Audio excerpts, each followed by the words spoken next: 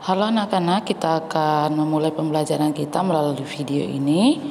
Kita sudah masuk ke pembelajaran kita yang ke-13 dengan tema yang lama sudah berlalu.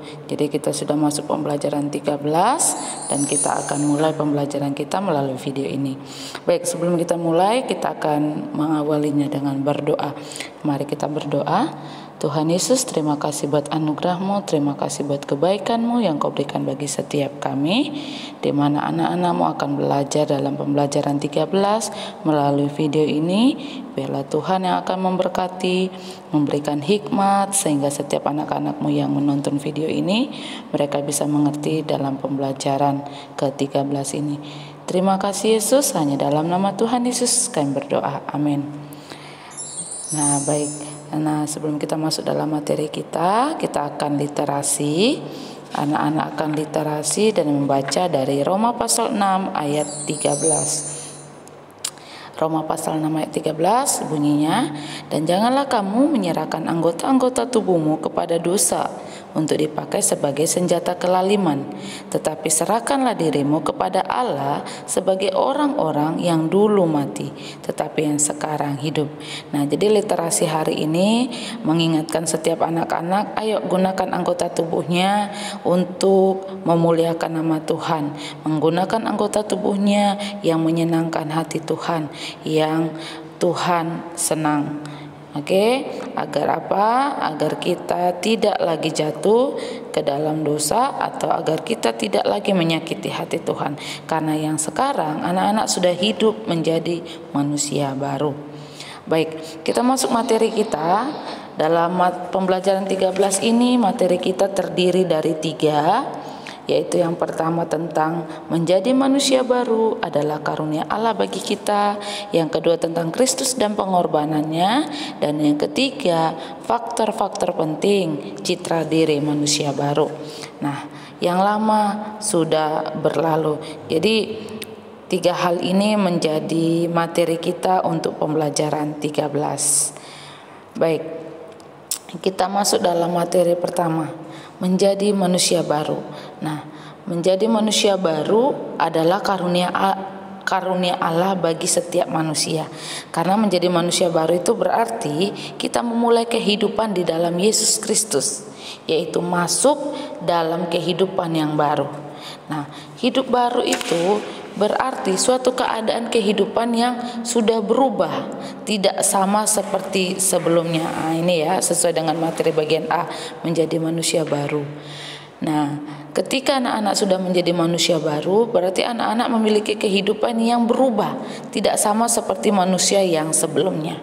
Nah, menurut KBBI, hidup baru itu adalah sebuah keadaan di mana seseorang masih terus ada, bergerak dan terus berkembang menuju masa depan yang lebih baik. Nah, ini dia ya, seperti materi kita sebelumnya.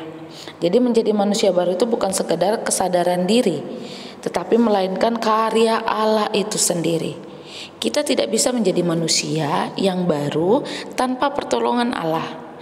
Kita mempunyai citra yang baru sebagai manusia itu dengan sifat-sifat yang Allah inginkan dalam hidup kita, dan semuanya itu berkat pertolongan dan karya Allah serta Roh-Nya. Oleh karena itu setiap manusia, baik Miss, anak-anak dan yang lainnya, ingin menjadi manusia baru. Nah, kalau ingin menjadi manusia baru haruslah berharap pada pertolongan Allah. Kita bisa melakukan semua usaha menjadi manusia baru, tetapi Allah lah yang berkuasa mengubahkan hidup kita sepenuhnya dengan kekuatannya. Nah, sebagai manusia baru kan kita sebagai manusia biasa kita itu lemah, gampang tergoda dan jatuh dalam dosa. Tetapi ketika kita berserah di hadapan Tuhan, maka kita akan dimampukan untuk melalui setiap apapun itu. Nah, itu dia ya. Jadi hidup baru itu keadaan yang berubah ya, tidak sama seperti sebelumnya. Nah, jadi harus ada kesadaran diri dan ada pertolongan Tuhan. Teruslah menjadi orang yang berharap pada pertolongan Tuhan ketika kita mau menjadi manusia baru. Oke.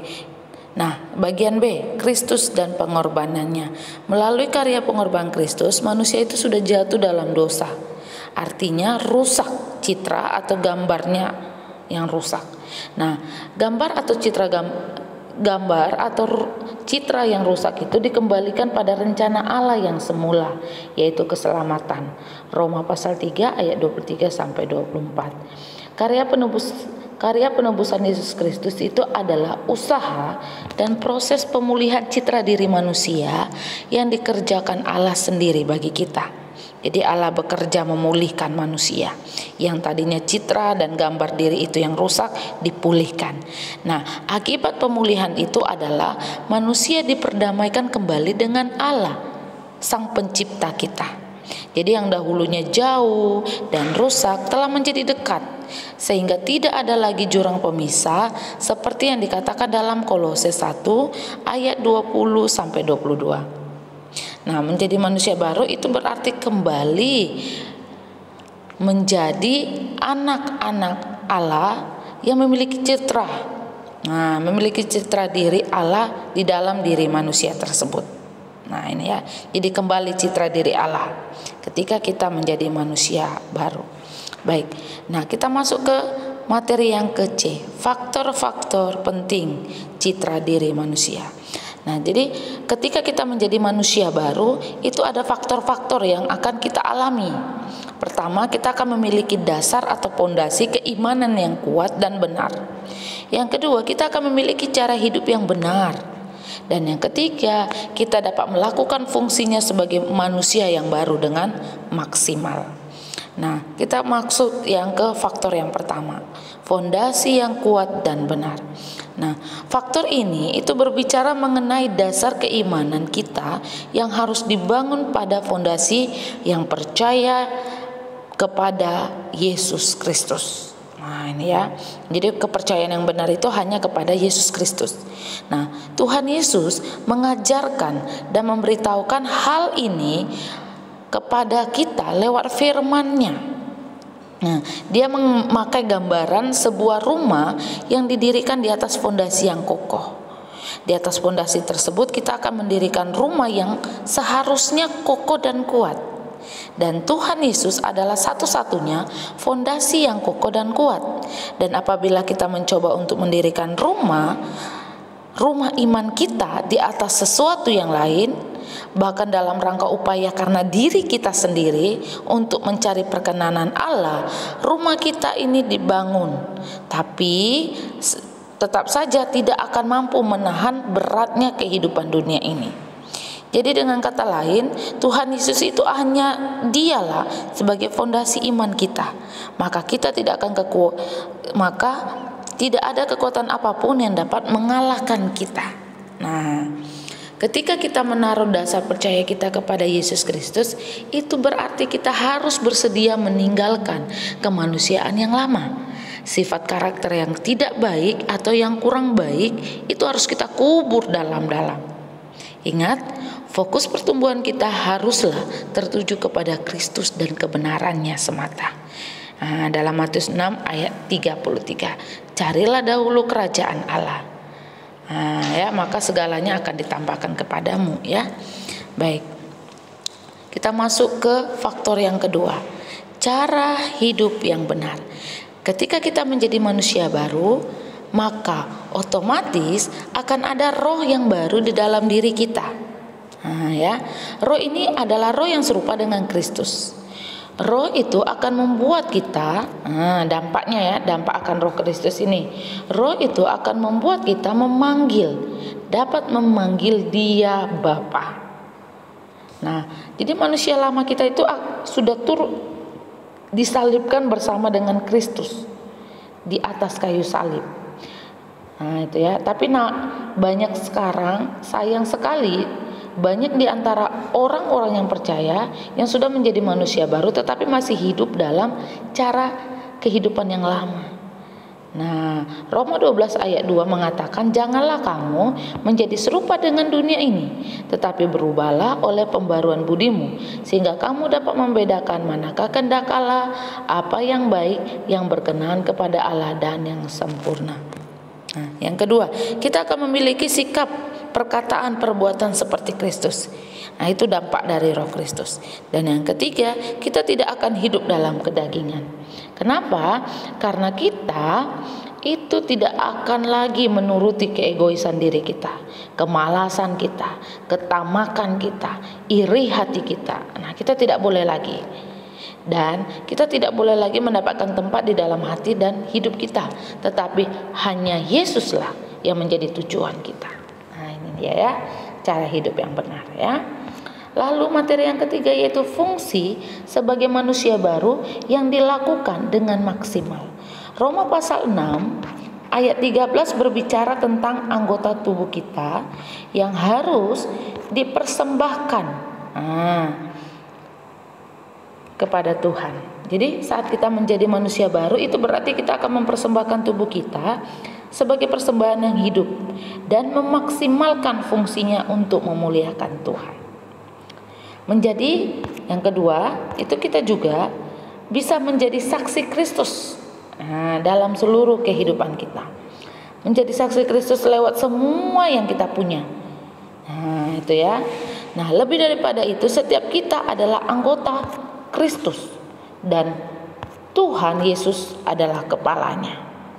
Dan kita harus saling menopang, mengasihi, memperhatikan, membangun, dan menopang satu dengan yang lain.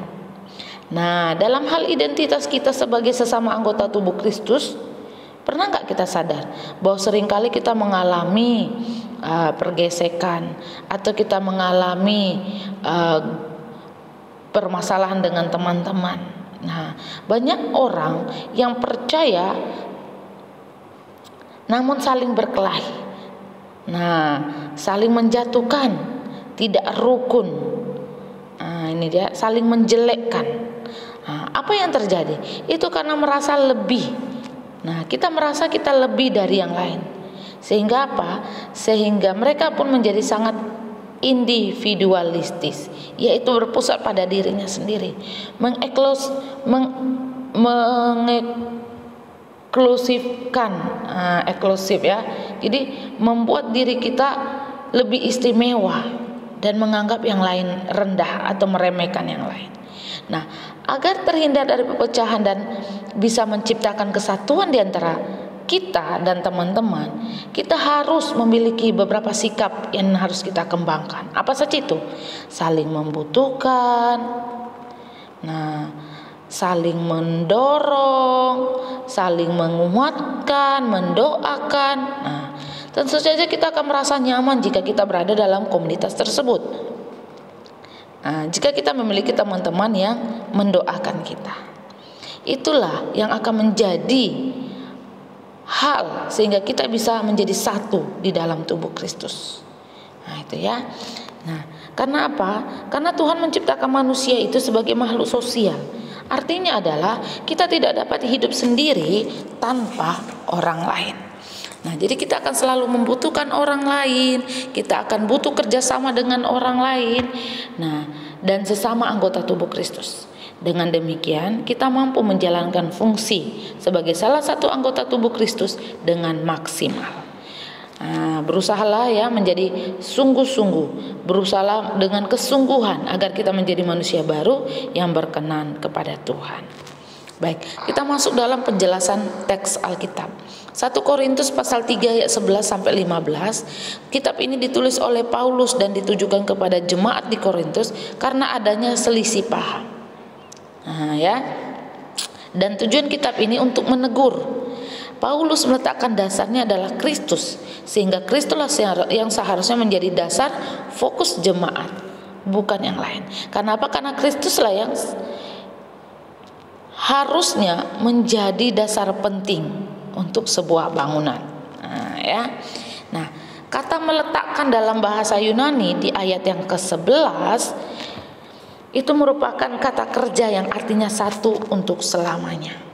Nah, Kristus adalah fondasi mereka yang kekal, sehingga tidak ada seorang pun yang dapat meletakkan dasar lain daripada dasar yang telah diletakkan oleh Yesus Kristus. Hanya satu fondasi yang diperlukan untuk membangun. Nah, setelah fondasi itu diletakkan, tidak perlu diulang lagi karena hanya satu kali, yaitu Yesus Kristus, dasar yang benar dan bukan yang lain. Oke? Lalu penjelasan teks Alkitab yang kedua dalam Roma pasal 6 ayat 13 mengatakan bahwa surat ini itu ditulis oleh Paulus, ditujukan kepada jemaat Roma, tujuannya untuk menjadikan murid Kristus yang sejati. Bagaimana caranya? Yaitu pertama dengan melatih diri dan mengembangkan kebiasaan-kebiasaan hidup yang benar dan baik. Lalu mulai dari bertutur kata yang baik, sikap yang baik, cara berpikir yang baik, dan juga perilaku kita sehari-hari. Ingat, yang baik dan yang benar. Karena apa? Karena yang baik belum tentu benar, tetapi yang benar pasti sudah baik. Oke? Nah, sesuai dengan 2 Korintus pasal 5 ayat 17 dikatakan bahwa ciptaan baru, yang lama sudah berlalu, sesungguhnya yang baru sudah datang. Jadi kita juga harus berkomitmen untuk meninggalkan kebiasaan-kebiasaan hidup yang lama yang tidak sesuai dengan firman Tuhan. Melatih diri membentuk kebiasaan hidup yang baru. Nah, dan kita juga harus dengan sukarela dan kesungguhan tanpa ada paksaan dari orang lain. Roma pasal 6 ayat 13 sampai 14 mengatakan bahwa untuk dipakai sebagai senjata kelaliman, tetapi serahkanlah dirimu kepada Allah sebagai orang-orang yang dahulu mati, tetapi sekarang hidup. Dan serahkanlah anggota-anggota tubuhmu kepada Allah yang menjadi senjata-senjata kebenaran. Namun sebaliknya, hal-hal apa saja sih yang bisa kita lakukan atau kebiasaan yang kita lakukan supaya menjadi pola hidup kita? Nah, kita bisa berlatih. Kita juga bisa bersaat teduh, membiasakan berdoa dengan teratur, membiasakan diri membaca firman Tuhan dan memahaminya, memberikan persembahan dengan senang hati, beribadah dengan tekun, dan mengasihi sesama kita manusia. Itu caranya ya, agar kita bisa menjadi anak-anak yang dikasihi Tuhan.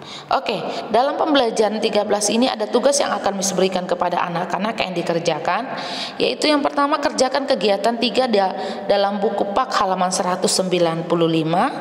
Lalu yang kedua, anak-anak menulis tugas ini di notebook. Apa itu manusia baru? Lalu apa saja pengorbanan Yesus untukmu? Tuliskan 5 cara hidup yang benar setelah menjadi manusia baru, dan tuliskan 3 faktor penting yang ada dalam kehidupan manusia baru. Nah, jadi ini ditulis di notebook ya, dan dikumpulkan paling lambat minggu depan. Nah ya, dan minggu depan anak-anak kita akan masuk dalam pembelajaran yang baru, yaitu pembelajaran 14. Oke? Sampai jumpa dalam video pembelajaran selanjutnya. Bye bye. God bless you. Baik, mari kita berdoa. Terima kasih Yesus buat kebaikan-Mu, terima kasih buat anugerah-Mu, di mana pembelajaran kami yang ke-13 sudah selesai. Roh Kudus bekerja dalam hati pikiran anak-anak-Mu sehingga mereka bisa mengerti pembelajaran 13 hari ini. Terima kasih Yesus, hanya dalam nama Tuhan Yesus kami berdoa. Amin. Bye bye.